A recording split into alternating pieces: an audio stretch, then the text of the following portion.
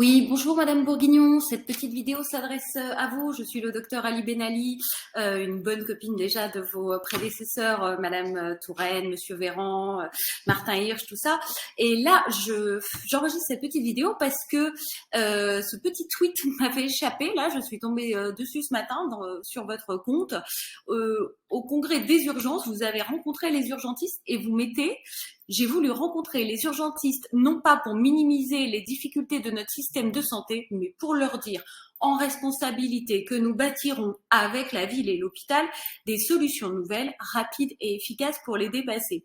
Bon, outre le fait de savoir si est-ce que vous n'avez pas fait un copier-coller des premiers tweets de Madame Touraine ou de Madame Bachelot, puis de Monsieur Véran, parce qu'alors vous dites tous la même chose depuis 15 ans, alors que l'hôpital, c'est de pire en pire, les soins en ville, pareil. Mais là, le must, c'est: je n'accepterai ni l'instrumentalisation politique, ni que l'on fasse croire aux Français que partout le système s'effondre. Ce serait méconnaître les efforts de tous sur le terrain. Et vous pouvez compter sur mon soutien et mon engagement sans faille à vos côtés. Oui, alors là déjà, c'est-à-dire qu'en tant que ministre de la Santé, vous êtes aussi en campagne députée. Donc déjà, au niveau engagement sans faille à votre côté.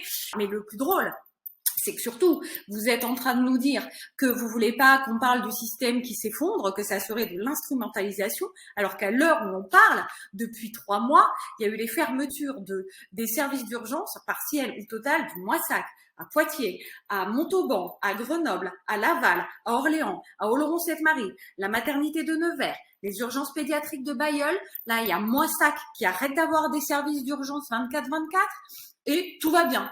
C'est-à-dire qu'à un moment, on a 18 suicides d'internes l'année dernière, un taux de maladies mentales les plus élevés parmi les étudiants en santé, un record de burn-out chez les médecins généralistes, mais ça serait de l'instrumentalisation de faire croire à autre chose.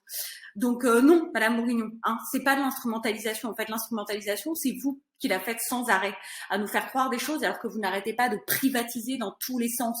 La vérité, c'est que moi, je suis allée au CHU de Gonesse l'autre jour et que quand on rentre, on fait pas 30 mètres dans l'hôpital et on tombe sur la conciergerie hôpital. À l'hôpital, il y a plus de soins, il y a des repas dégueulasses, on n'a pas le temps de faire des toilettes correctes et donc on propose quoi? Une conciergerie payante. C'est-à-dire que vos copains, ils s'installent du privé. Je dis vos copains parce que c'est McKinsey, on sait que vous êtes copains avec eux. Ils s'installent et puis tout ce que l'hôpital ne peut plus faire, on le propose maintenant en payant. Un peu comme la mutuelle avec la Sécu. Donc non. Mais si on veut être très concret, ça veut dire quoi une fermeture d'urgence comme à Moissac? Parce qu'ils nous disent il faut appeler, il y a une régulation médicale, on peut envoyer une ambulance. Moi, je vous montre un exemple. Quand j'avais 8 ans, à Moissac justement, je suis tombée et je me suis fracturé un rein. Qu'est-ce qui s'est passé? C'est que mon père, il m'a emmenée aux urgences. Et là, on a découvert que je faisais une hémorragie interne et on m'a transférée tout de suite en hélicoptère vers le CHU de Toulouse. Mais aujourd'hui, on sait que l'exercice de régulation, c'est hyper compliqué. Le médecin au téléphone, il aurait dit quoi à mon père? Elle vomit? Non, je vomissais pas. Elle se plaint beaucoup? Je me plaignais pas beaucoup. Elle a l'air pas bien?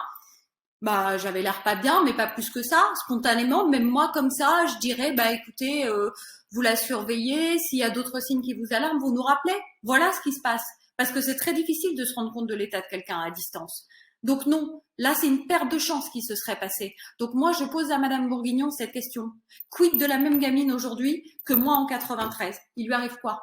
Ce qui fait que là, moi, je le dis à tout le monde, aujourd'hui, en responsabilité, si on veut garder nos services publics, si on veut encore avoir un hôpital, si on veut pas flipper pour nos vies, comme c'est le cas, il faut absolument aller dans les urnes. Arrêtez votre casse, arrêtez votre hypocrisie, arrêtez que vous êtes prêts à tuer les gens pour juste répondre à des chiffres. C'est un truc de fou furieux. Donc j'appelle les gens absolument, allez aux urnes, votez pour l'union de la gauche qui va du Parti socialiste jusqu'au PC pour que tous ensemble on puisse avoir une majorité et qu'on arrête de massacrer des vies au profit de la finance.